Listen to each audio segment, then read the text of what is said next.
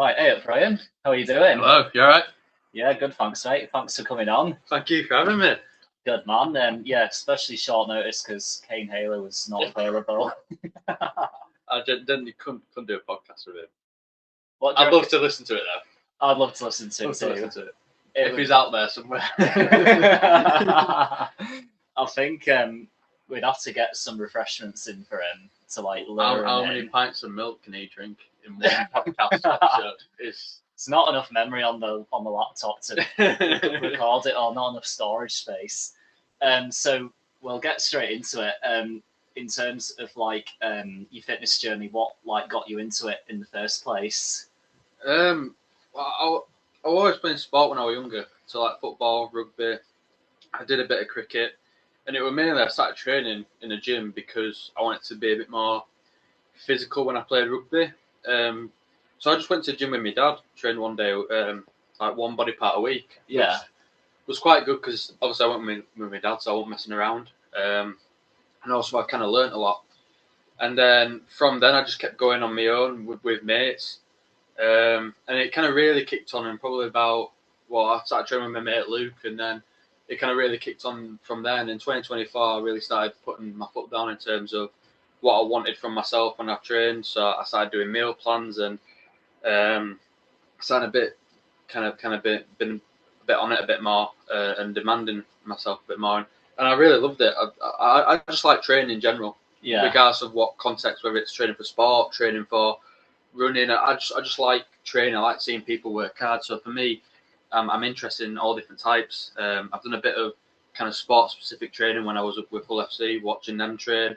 So that were really cool to see. But for me and my training, I like the way I go about it. Yeah, it's fun for me. It's probably horrible to watch for other people, but it's fun for me. I can hear you from the opposite end of the gym. So I don't notice it because I've got my headphones in, so I never notice it. But it's funny. So yeah, in terms of like your training, then, what was like your goal over the last year or so, and how did you sort of put your plan together in terms of your training and your nutrition? So my goal really was just to put size on, try not to get fat. Didn't work. No, but try and put some size on, stay healthy, and just progress in the gym, progress my lifts, progress my body weight. I was very fortunate that I had a coach, so I didn't have to think about any of it. It's probably the best decision I made was to get a coach. 'Cause I'm biased with what I like to eat, with what I like to train, and that probably held me back for many years. So having someone there just to say, you're doing this, you're doing this, you're doing this, and I just follow the instruction was the best thing I did. It meant I'd go in there, I already knew what I was doing, I knew what I was eating, and I just had to follow it. So that was the best thing I did. So yeah, I'd take my body weight up until my appetite was slowing down, or until I kind of felt a bit too weighty and my performance was struggling, and then I'd take my body weight down just a bit, just to get kind of everything back again, and then push up again. And that's kind of how I've just been doing it, going up, rest a bit, up, rest a bit, up, rest a bit, and that's how I liked it. The only downside to that is when you've not got the body weight there, I know it's a big difference from when I'm eating those calories and I'm training hard to when I'm on kind of like my maintenance. Yeah, the energy that I have is just so less and so different. So I've just got to be a bit smart with how I train. But again, having a coach, they think about all that for you. So I just do what I'm told, which I think is the best thing I've done. And obviously, kind of back in the last year, I kind of stopped training, and since then, it's just really been a health focus, get my health back on target, and then hopefully by the end of kind of this summertime, I'll be able to go back into a gym and start that process again, which I'm looking forward to. Yeah, definitely, man. So in terms of like a structure of your program, so if we look at like a normal week, of your training block, what would that kind of look like? So what sort of would you just train like a certain body part on a certain day, and then would you sort of like mix up your exercises, or would you try and like do a bit of progressive overload? So it changed. It kind of it would depend on what I was able to train, how often I was able to train a week. I've done push pull legs rest, push pull legs. I like that because it's quite nice. I found it good, but I wanted to train a bit more frequently and train like my legs more frequently, my chest more frequently. So the last kind of block I did was upper lower rest. That was really good. I found the sessions were quite long, but I don't like loads of volume. I like there's anything more than 3 sets that I find that I get really kind of bored with. So it allowed me to have less volume and train more frequently, which is what I wanted. Yeah. When I go back, I'm hoping to do full body every other day and train really, really frequently every body part as much as I can, just because I want to give it a try. I've heard it's really hard, so I'm probably setting myself up for torture here. But yeah, I've tried loads of different variations of training, kind of just a body part each day. I've tried kind of upper lower. I've tried push pull legs. I've tried loads of different stuff, and I found the one that I've enjoyed the most probably was upper lower. Okay. But again, that's just for me. My sessions were roughly just over an hour. I wasn't doing ridiculous amounts of volume, and I meant I could train quite frequently, and I look forward to those rest days. But yeah, I think it just depends on the person. Like I said, I don't like volume, so the less volume I do, the better. Other people might like doing 10 sets of chest, so they might prefer different. So it really just depends on personal preference and how often you can get into a gym. But like I said, my future plan is I want to give full body a go, see if I like it.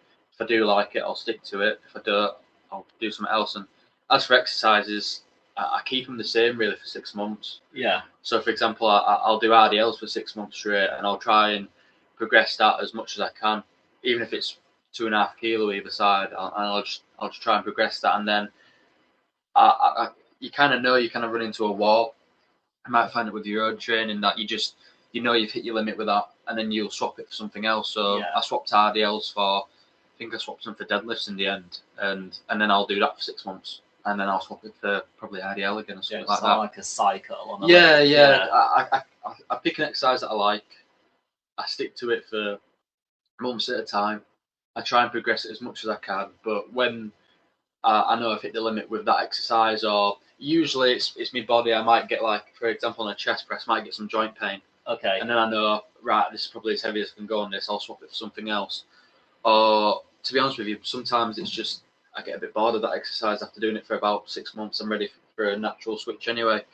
But I usually try and keep it as long as I can, really milk that exercise as much as I can, and then swap it for something similar, another machine, another variant of it. And that's just how I've done it. I don't see the point in chopping and changing your exercises every session. I just think it's hard to gauge on if you're getting better or not if you're changing up every so often. So I try and keep everything the same as possible. It sounds horrifically boring, but that way I know I can tell if I'm getting stronger, if I'm getting weaker, if things need to change, if I need to keep pushing, I can do. So I just try and keep it the same, really. Yeah, because you want, like, it's that consistency as well. And like you say, if you're kind of doing the same thing week on week, but then having a little bit of progression each week, then that's just like a really good way of measuring your progress, isn't it? Yeah, and over time you can. I almost compete with myself in my head. Like, if I know what I did the week before, I'll know kind of what the bar is, so I can keep resetting that bar. If I go into an exercise and I don't know what that bar is, you can almost sack it off really and just half-ass it. That's it, isn't it? So, whereas if I know I did 40 kilo and did 8 reps, I know I've got to match it. I'll do better. Otherwise, I know I'm half-assing it again. So it's a good way of keeping yourself accountable, I think, as well. But that's something that I found in myself, how to keep myself accountable. So I just keep doing that. In terms of like tracking what you've done, do you like have an app on your phone, or do you like use pen and paper? This is because I'm boring. Like, I have a book. That's how nerdy I am. Well, that's fine. For me, I don't like going on my phone in gym. Yeah. Because when I was younger, I play Footy Manager in the gym. Like when I was 17, 18. Yeah. When I was 17, I'd just play a game on my phone in between set. And then I started training with some people, and I started getting bullied for it. So, other than turning my music on, changing the song, I don't go on my phone. It's on Do Not Disturb. I don't want any sort of kind of like to look at it all, because I just get distracted too easy. Yeah. So I'll have like a book. I'll have the exercises, and then in like on one side, and then lines with just reps and weight. Years ago, I used to do that. I just find that a lot younger. I find that I'm not going on my phone. I can accurately log it, and I'll have like, so for that 6 months block, that's usually a page, maybe page and a half. Yeah. So I can go back to look at where I started and where I was. Kind of gives me a bit of like, picks me up a bit to know what I started on and where I'm at. But also I can kind of accurately look if there was any like a bad week. I don't know, it was just a bad week, but yeah, I find books a lot better, and this is going to sound a bit like I'm a loser here, but when you go to big gyms and see big blokes, they've all got books as well. So I just thought I'll copy what they do because they clearly know what they're doing and I don't. Follow the crowd. Yeah. So yeah, that, again, that's personally for me. I know there's apps on the phone that do the exact same thing, but I know if I go on my phone, I'll just get distracted. I'll go on social media or something, and I just don't want to do it. When I've got my headphones on and I'm in the gym, I just want to focus on what I've got to do. So the book just keeps me focused. And again, I've done it before where I've been on my phone. I'm in the gym a lot longer. When I'm in the gym, I want to be in and out. I just want to be in and out. So that book, there's nothing fascinating about a book. I write the number of what I've done and I just put it down again, and I'll just sit and rest for a bit and then crack on. So I'm able to get in and out of the gym a lot quicker as well. So yeah, I know that works for me. For other people, prefer apps, and each their own. I get that, but I just know if I go on the phone, that's it. I've had it. Yeah, it is easly distracting because your rest period can suddenly end up being like 5 minutes, can't it? If you're looking at your phone. If you've got a good footy manager saving you doing tactics, you're there for an hour doing the tactics on that. So I think what's quite useful as well, if you have like a watch, for example, and then you can you do your set and then timer. And then it'll count your rest period for you. And that's like I find that a really useful way to like focus. Yeah. Because sometimes you've got no concept of time. Oh yeah, it's easy to get lost in, especially in like if you're in a big gym and you can't really see a clock. So easy just to be sat there 5 minutes. Or if you're talking to somebody, it's so easy to be there 5-10 minutes in between. And then all of a sudden, like you just it just throws you off a bit. I've done it before where I've had 10 minutes rest and I've gone into it and I'm like, what I was planning to do for like a second or third set, I'm like, it's really light now, but I've had like 10 years of rest period. Yeah. So yeah, but I've never timed it. I just go to kind of when I feel like I'm ready, when I'm not dying and I've got my breath back. But to be fair, I probably should time it. If I timed it though, my rest period is like 10 minutes long, and I probably shouldn't be 10 minutes long. But. Yeah, definitely. It can be useful, definitely. Yeah. Then, so obviously, like kind of that's your training sort of thing. What about your nutrition? So, what kind of? I'm guessing you'd like need a load of protein, but then you'll need carbs as well. Yeah. So it's the carbs that kills me. I mean, I'm terrible with my digestion shock, and it always has been. So it's finding what I like to eat, but also what digests comfortably for me. I think one thing I tried at the start was white potato. I just get bloated. So I had to swap that for sweet potato, and then I was eating about 800 grams of sweet potato a day at one point. But again, I like sweet potato. It's easy to cook. It's easy to prep. I can make it the night before and just heat it up. So it was actually, sweet potato was a dream for me. Then I got a rice cooker, and that's just as easy. So yeah, I think at one point I was on about 400 grams of carbs, 200 plus of protein. I think the highest fat were about 80 off the top of my head. But like I said, my food was written out for me, so I know what I'm eating every day. I don't have to faff around putting it on MyFitnessPal because I just eat the same thing every day. Yeah. I have an off plan. I think I had an off plan like once, twice a week. That worked for me, but I have preferences to kind of what I like and what I dislike. I don't like fish, so I don't eat it. Okay. I like chicken and I like kind of lean mince, again, because it's easy to cook for me. So, because I'm not great in the kitchen, so anything that makes it easier for me is better. Yeah, of course. So I had a lot of oats as well, because again, easy to prepare. I had a lot of cream of rice, or gruel as it's known as. But again, it's just powder, so I could take it to work, and it meant I could. It looked like prison food.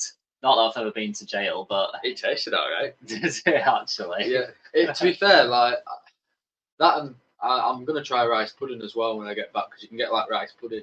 Yeah. In powdered form, and again just add water to it. I reckon that's probably going to be a bit nicer than cream of rice, but I'd eat it, and it almost like it didn't fill you up. So you just eat. You could eat like 200 grams of it and not feel bloated, and go and do a session 20 minutes later. So it was really good in terms of my nutrition around training, it were really good for, because it was really high in carbs and really low in fat, so it meant I could eat it before I trained. Yeah. And I'd be really carved up for the session, and then I could eat it again when I got home, because it's again so easy to prepare. Because when I get home, last thing I want to do is stand up and make food, because I'm just too tired and exactly. I've got no energy. So it was just a really easy thing. And one thing I did do, I think, kind of middle of last year, I had a drink with carbs in as well. Okay. It was basically a Lucozade spot, but it was cheaper to buy the carbs from somewhere else. It was just powder, pour it in. Oh, right, okay. Shake it, and then you could add a bit of orange juice to it as well, and it makes it taste better. Is that stuff you used to pour into like a 2-litre plastic bottle? Yeah. I've got a picture of you doing it. Yeah, I used to spill it everywhere. But it's basically what that is a Lucozade sport. It's got about, I think I had about 100 grams of carbs that I drink during my session, and it released it really quickly. So it meant, because I used, especially on like lower body days, like after RDLs and a leg press, I'm absolutely done. I've got nothing left. So all that gave me was just a bit more energy just to finish off the session, really, and then drive myself home.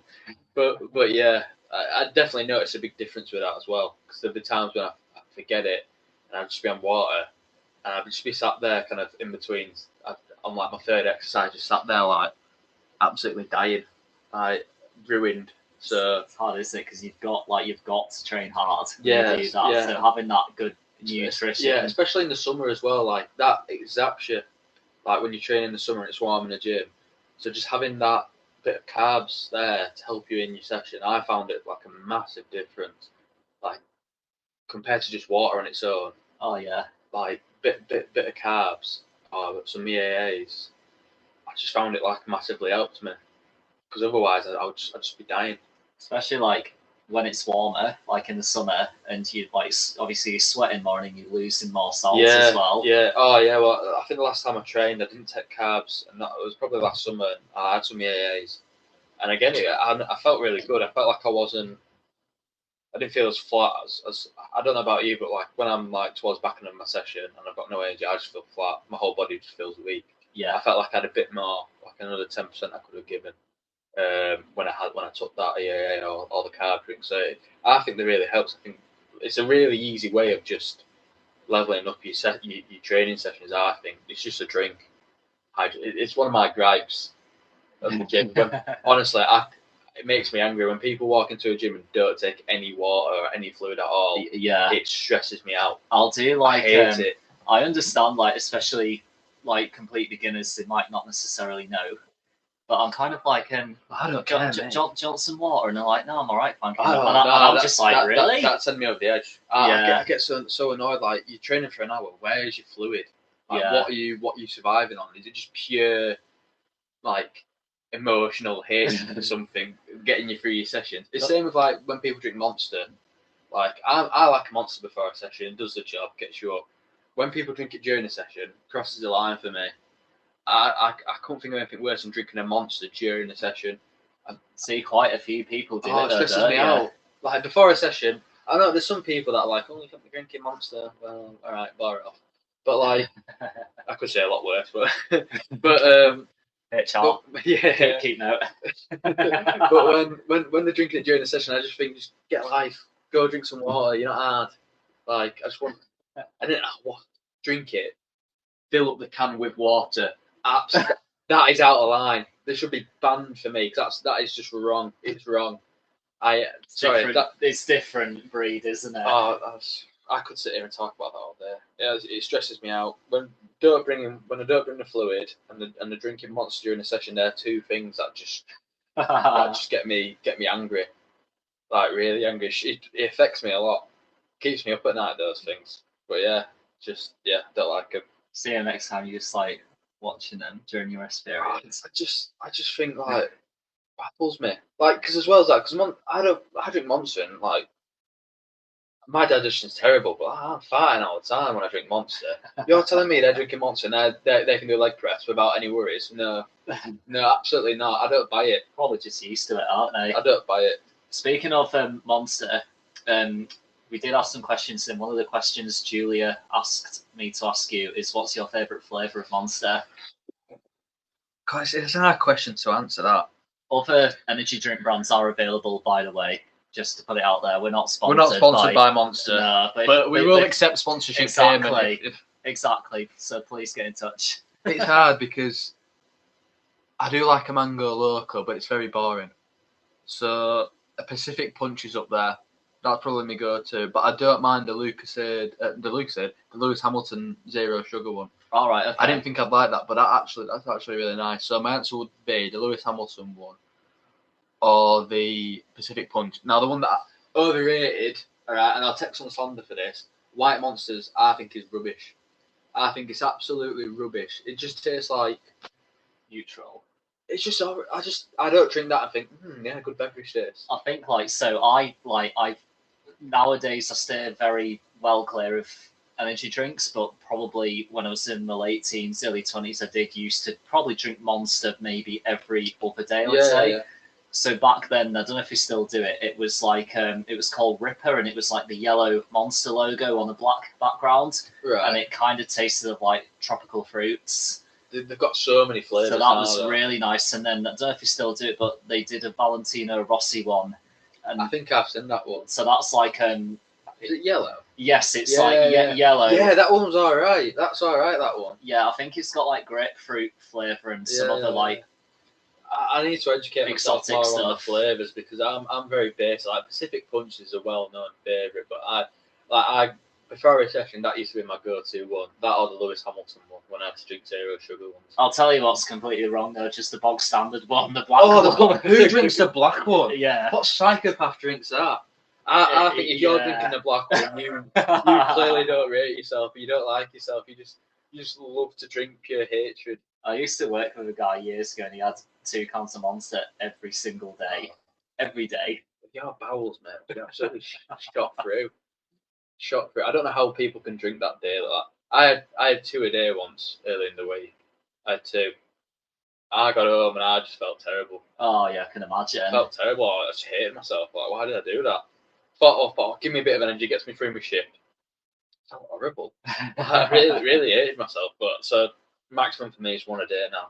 That's all I can handle. Joe Howarth drinks 2 energy drinks a day. So he has a, I think one of them's like a normal Red Bull, and then the other one is like a Tesco brand Red Bull to drive home. They're rocket fuel, them though, you know that? Yeah. I remember you could buy those like cheap, like 60p energy drinks in the can. You'd get like a Boost energy drink. Yeah, they're like fake Red Bulls. Yeah. I remember drinking one of them and like I was off my rockers. I could run. I reckon young me could have drank one of them and done a marathon.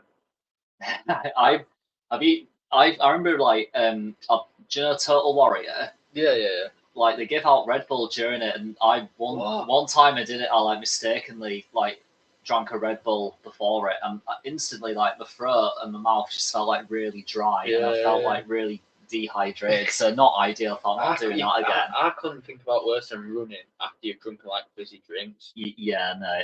I just don't think I could do it. No, I definitely haven't made that mistake since then. That was quite a few years ago. They're too old for that now.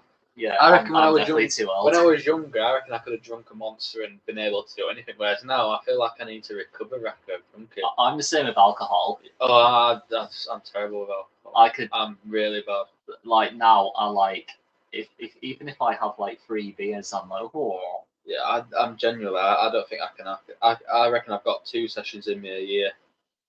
Mine are very few and far between compared to like previous years. I've got a stag do next month, and it's 3 nights in Lisbon. So it's going to obviously be like really. So you're going to go back to back each night.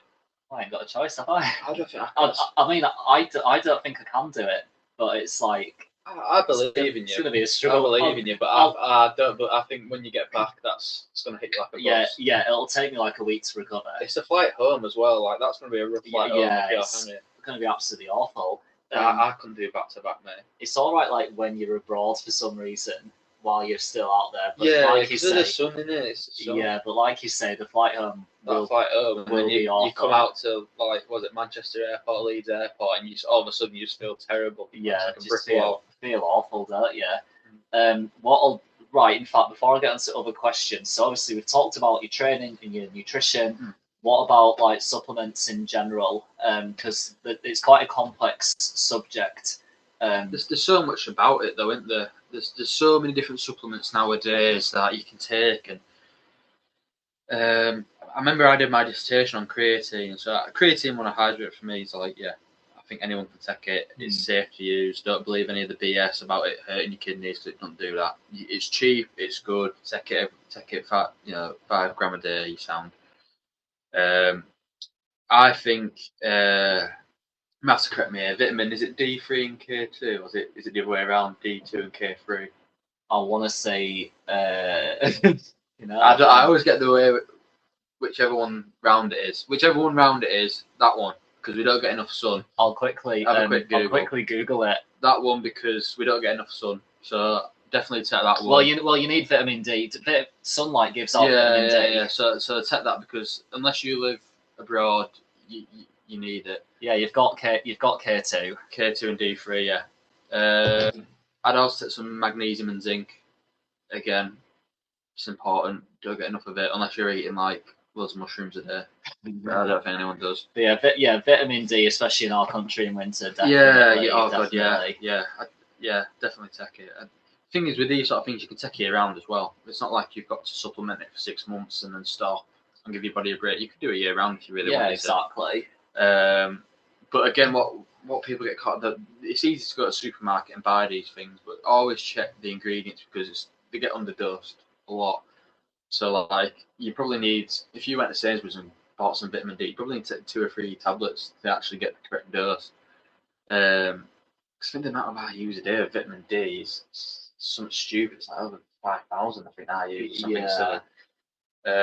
So yeah, but they're the kind of the main ones to take. I obviously used to take a lot of digestive tablets, because my digestion were obviously working overtime with the quantity of food I was eating. So yeah, I had to take that.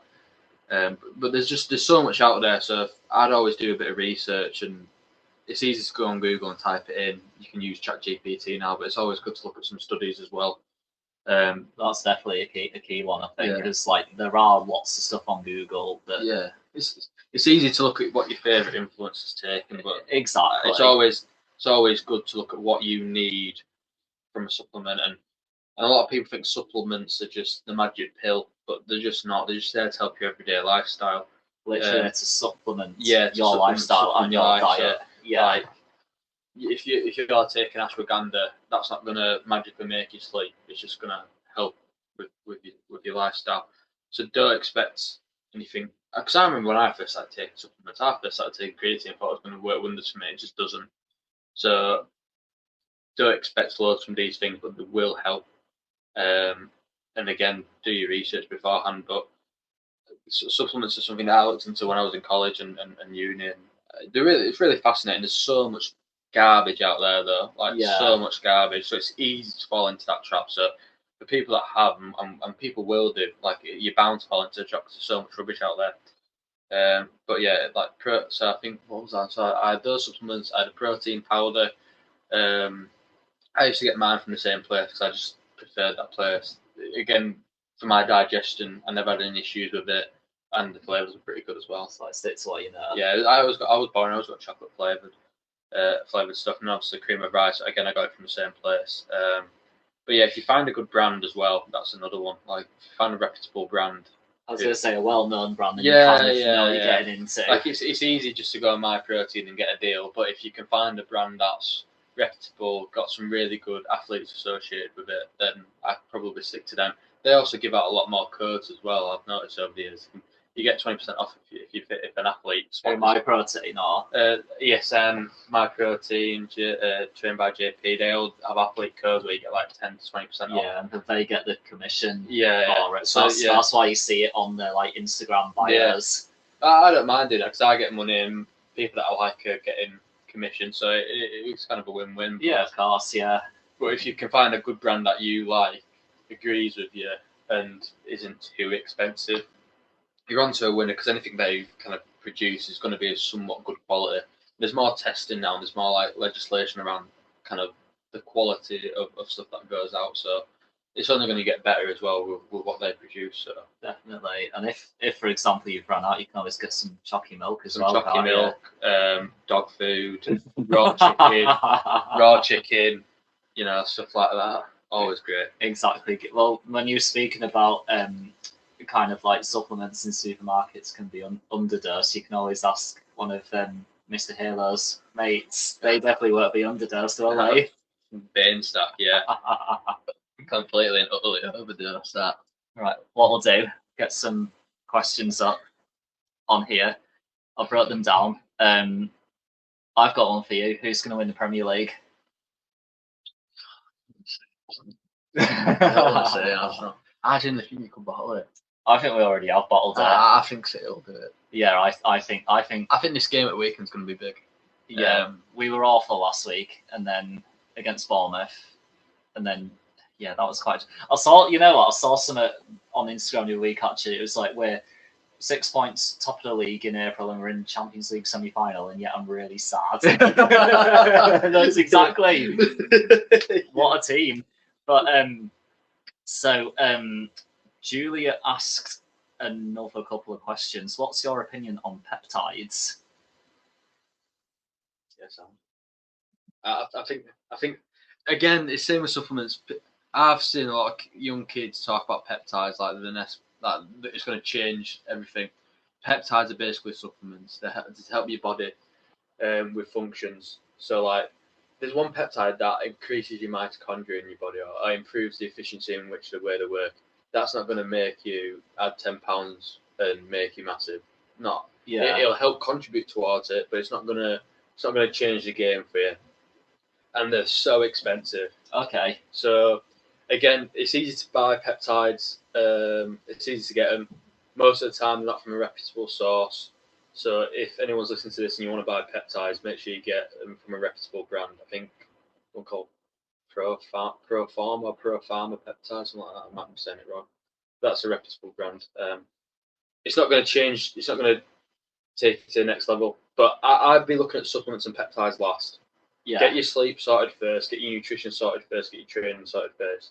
If all those things are literally nailed on, you're doing them perfect every single day. That's when I look at supplements and peptides. Absolutely. But people look at peptides like it's a cure. It's not. It's there to help you if all the other things are doing well. You're doing them bang on. Yeah, I think a lot. So like, yeah, your nutrition, your training, your sleep, they're kind of like the most important elements. They're your foundations. But I think a lot of people have it flipped the other way around, and like you say, totally agree. They'll be absolutely on it in terms of their supplements, but not necessarily in terms of their nutrition. Yeah. They look to them as the answer, but they're not the answer. They're not the cure. They're things that are like additional stuff that you can add on to really. But if the others aren't nailed, I wouldn't even consider supplements or peptides at all. Yeah, exactly. And like I said, for the price of some of the stuff as well, and if you're not doing the other things, but you're happy to pay like 30, 40, 50 quid a go for supplements and peptides, you've got it all wrong, and they need to go back to the drawing board. But I'm not against peptides. I'm not against anyone using it, as long as, again, they've read into it, they're using it correctly. It's when people don't use stuff correctly, that's when I get wound up. Yeah, but each their own. Absolutely. Everyone can do what they want. Just like, yeah, do a bit of research and get your shit together first, basically. yeah, basically, yeah. And then her other question is, what's your favourite pre-workout meal? I thought it was what my favourite pre-workout is. That will be a good question. Pre-workout meal, I'm not right sure. Answer that as well. I'll do both. When I was younger, I used to like Rice Krispies. With milk, of course. I'm not a psychopath. I thought you meant Rice Krispie squares for a second. Nah, I usually like a bowl of Rice Krispies. Okay. It was quite high in the glycemic index, so it gave me a bit of kind of energy straight away. And it's quite high carbs, not terrible fat, but I used to put a bit of sugar on it because it tastes better. Probably when I was training last year, it depended because it depended on what shift I was working. But I used to enjoy oats or cream of rice. I would prefer cream of rice because, again, that digests a lot faster for me. Yeah. So it really, for me, it's what digests fast enough. And cream of rice was the thing that digested quickly for me, so it meant I could go train. But yeah, young Ryan would like cereal. Last year I liked Prime Ryan. Prime Ryan enjoyed the cream of rice for like 45 minutes before, or half an hour before I set off to the gym. Future Ryan probably 6 steaks and a full bowl of mash or something. I don't know, but yeah, just whatever digested comfortably for me and had the most amount of carbs. Sorry to interrupt you. Waggy must be still outside his son. He's just messaged me saying, shout out to Cream of Rice. I'm just trying to get you that sponsorship part. So yeah. Pre-workout. There was one called Total War, which was like 20 quid. It was an absolute bargain. It had a really good panel. It stimmed you up, but it didn't like make you like want to rip your face off. So that was for 20 quid. That was good. Naughty Boy is probably the best tasting one I've had because they did really good flavours and you didn't have all like the bits at the bottom as well. I hate that. Awful, is with anything, isn't it? The most brutal free I had was called Edge of. If George has listened to this, George will know as well because I trained here at Selby. We had Edge of Insanity. Wilson. Yeah, we had Edge of Insanity, and it was like I think it was quite a sour flavour. For 20 minutes, you feel like you can run through a wall. You genuinely, you're like pumped. That's what it says on the tin. For the next hour, your face is on fire. You're sweating so heavily. I remember he was on the cable fly, and I was just sat on the floor. I was sweating. My face was like itching, and we're both just sat there like hating ourselves. So if you want one that's really high stim, Edge of Insanity. Yeah. It's about 40 quid, I think. Then if you want a cheap one, Total War, it's pretty good, 20 quid. Naughty Boy is a bit expensive, but it's good taste. And I also like 10B Pre, but my mate Luke will back me for this. It just turns into rocks. If you leave it in your bag, it just goes really hard. So you got to like smash it up a bit, and then it doesn't dissolve well. So there's loads of power there. But in terms of like the ingredients and what it has, really spot on. But that was like 40 quid as well. So I would say Naughty Boy or Total War for an average day person. But if you want to get really out your head, Edge of Insanity. Edge of Insanity, you heard it here first. Just don't take more than 2. It's absolutely horrible. Or just a general monster. Like I'm at one point I couldn't be bothered buying Pre because I just couldn't be bothered. So I just bought a Monster before I went to gym. But then I realised it's like 2 quid a day on Monster. Oh, it's up, doesn't it? Yeah, I'd probably be cheaper getting pre-workout. So. Yeah. Good man. Right, cheers for that. Yeah. Before I ask you the other questions, cheers, Julia, for them questions. And thank you, Julia. Just reminds me, thanks to everyone who listened to Julia's episode last week. Great. Really appreciate it. And literally about 45 minutes ago, she finished High Rock singles in Warsaw. Really? So she's done High Rock doubles a few times, but that was the first single. Yeah, so absolutely smashed it. Warrior. Yeah, we'll get her on in a few weeks' time to talk about it. Yeah. Because she's doing Cardiff in 2 weeks' time, doubles pro, yeah. and then I'm doing singles. My question for Julie is: do you just want to chill out for a minute and not do anything? 'Cause always on it. High rocks, marathon. Just I'm quite happy with just lying in bed. I'll ask her. Next time she's on it, definitely. Right, we've got a question. This is probably the most technical question, so you'll have to think quite hard. My eyes can be rattled here. So it's from Rob, and he says, on Football Manager, what formation do you use, and do you either sit back or do you go Gegenpress? Right, well, it depends what team you're doing. Yeah. Because if you've got a team that isn't technical, I'm going Gegenpress. Because you've got to outwork teams. So for like Leeds, for example, in the Premier League, I'm going Gegenpress. Also a bit because I like Marcelo Bielsa. I want to mimic that. Oh yeah. But yeah, I'm not gonna beat City by keeping possession. So, and formation again, that really just depends. I did a 5 at the back the other day, which I never really do, but I quite enjoyed it. Okay. 5 at the back with Leeds. But if I had to be on an average, I look at my overall careers over the years that I've been a Football Manager. I would say the most used formation and tactics would be a 4-3-3, control possession, which might throw a few people off. Okay. And yeah, that would be like if I didn't know what to do, I'd just go to that. That's my safe one. It never does me wrong. It always gets me to like a good point where I can then expand it a bit more. But yeah, to answer your question, Rob, I'm boring. I go 4-3-3 control possession. But then that gives you, do you have wing backs? Do you have inverted wing backs? Again, it's a difficult question to answer that. But my most recent one is a York City one, and I've gone 4-3-3. Okay. Control possession, and I've played with wing backs and inside forwards. But I might change that when I get to League One. Again, it depends on the team and Yeah, the players. it's totally. I normally do Gegenpress and formation. Do you? Yeah, normally I do 4-2-3-1. So I have like a number 10. Oh yeah. I have like a number 10, two inside inside forwards. I'll have like a box-to-box midfielder and an anchor in the middle. Yeah. And then I like an anchor. Do you know what? I'll tell you what, Rob. If you want an absolute cheat code to any team, Gegenpress 3-4-3. It's an absolute cheat code. The middle of the three is a deep line forward. The other two are advanced forwards.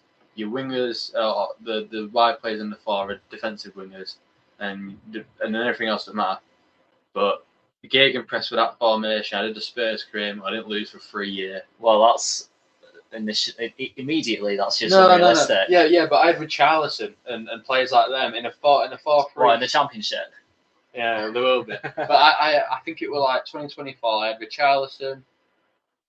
I had Mickey van der Ven and Romero, like my two best players. I had no midfielders other than Papa Sarr, because Madison was always injured. I had to use. I think I sold Heung-min Son for 100 million straight away, because I thought 100 mil for like someone who's 30, like get in.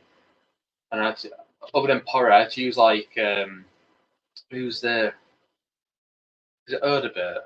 Wilson Odebert. Yeah, I had to use him as a left defensive midfielder. Okay. And I won the league with them, which again is Tottenham, so it's not too difficult. But it was the fact that we went on like a 3 year, didn't lose a Premier League game for 3 years. So that's a cheat code. Is that your best ever save?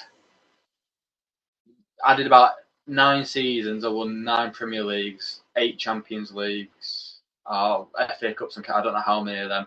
But I did 3 back-to-back invincible seasons in both League and Champions League. Didn't lose a game. I drew a couple, but I didn't lose any games. That team, Matthias Tell will always be a legend in my eyes. Him and Papa Sarr were with me they both rejected offers from Real Madrid as well. It meant really proud to be their manager. Really proud. And then I left for the England job and I got sacked. I got sacked. I think I got to semi-final, got beat by France because I had a really bad. You just get a regen, you just think, how are you worth that much money? Yeah. I just had terrible regens. I got to semi-final, got beat 1-0 because I parked the bus, and I got sacked. And then Tottenham was still flying after me, so I'm a bit disappointed. No, it's actually like literally like every time there's an international tournament, every manager of every country, apart from the one that wins, gets sacked. Yeah, so that's a bit like unrealistic. What annoyed me were I only took the England job over that Spurs role because I really enjoyed that Spurs role, and the job went up and I thought, well, I'll apply for it. Sean Dyche got it. I thought, fair enough, more experience than me. Next time, I don't know who got it. I think it was he's in Championship. It wasn't Carrick. It was just a Championship manager got it over me, who had won like 6 Premier Leagues at the time. I was fuming with the FA. Maybe you're outspoken, not a yes man. Maybe that's what it is. Yeah. I just don't want to win. That's why.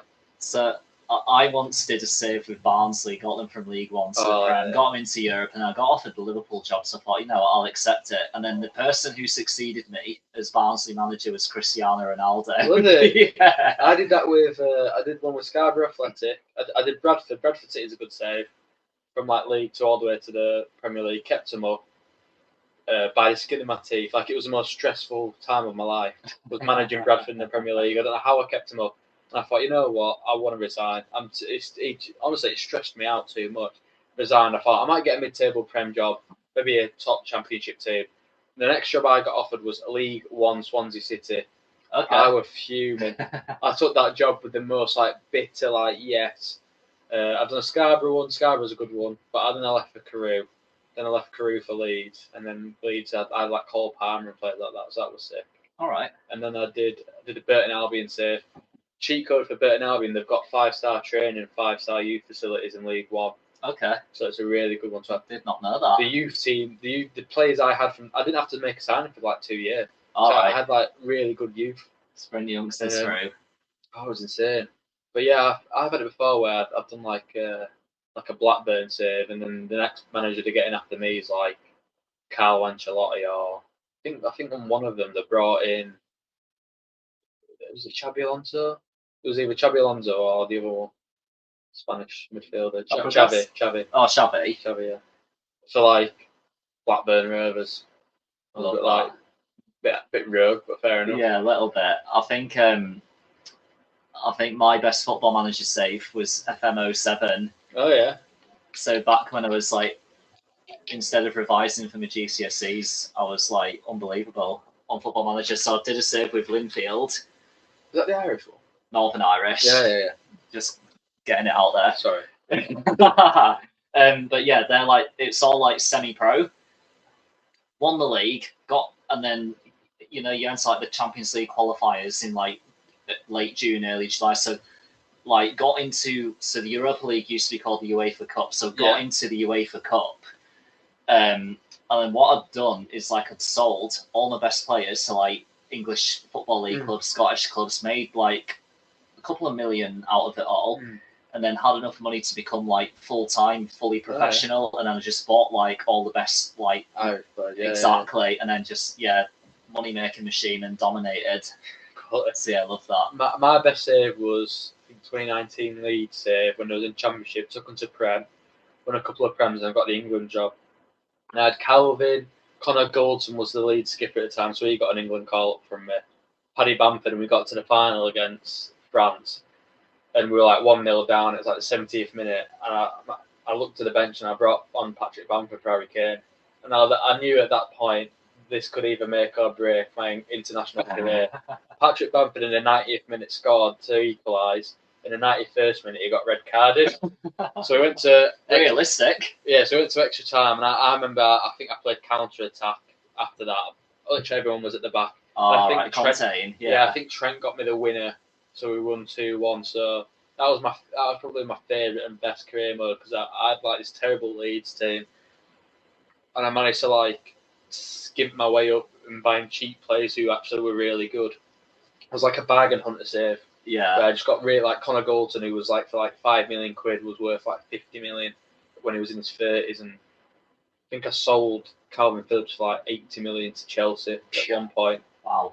Because he wasn't playing for me anyway. But yeah, I gave some players caps just purely because they played for Leeds and not because they were good enough. And Patrick Bamford was one of them, but it turned out to be an absolute genius decision from me.